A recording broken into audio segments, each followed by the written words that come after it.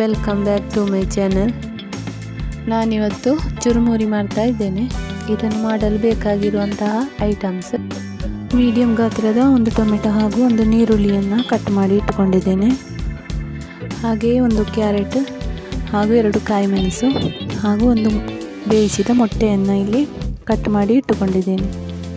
ಮೊದಲಿಗೆ ಒಂದು ಪಾತ್ರೆಯಲ್ಲಿ ಸ್ವಲ್ಪ ಎಣ್ಣೆಯನ್ನು ರುಚಿಗೆ ಬೇಕಾದಷ್ಟು ಉಪ್ಪನ್ನು ಹಾಕ್ತಾ ಇದ್ದೀನಿ. ಆಮೇಲೆ ಕಟ್ ಮಾಡಿ ಇಟ್ಟುಕೊಂಡಂತಹ ನೀರುಳ್ಳಿ, ಟೊಮೆಟೊ, ಕ್ಯಾರೆಟ್, ಕಾಯಿ ಮೆಣಸು ಹಾಗೂ ಮೊಟ್ಟೆ ಇದನ್ನೆಲ್ಲ ಹಾಕಿ ಮಿಕ್ಸ್ ಮಾಡ್ತಾ ಇದ್ದೀನಿ.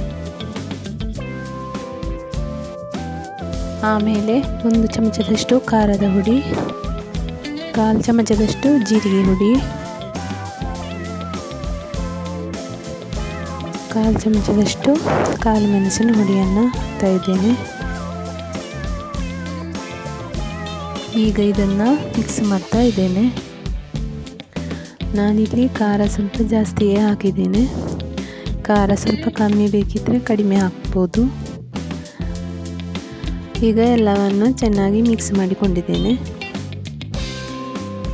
ಇನ್ನು ಇದಕ್ಕೆ 2 ಕಪ್ನಷ್ಟು ಮಂಡಕ್ಕಿಯನ್ನು ಹಾಕ್ತಾ ಇದ್ದೇನೆ.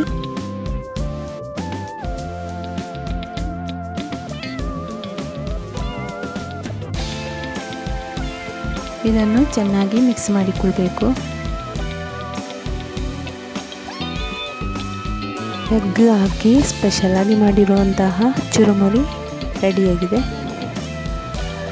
ಖಾರವಾಗಿ ತಿನ್ನಲಿಕ್ಕೆ ಕೂಡ ತುಂಬಾ ರುಚಿಯಾಗಿರ್ತದೆ.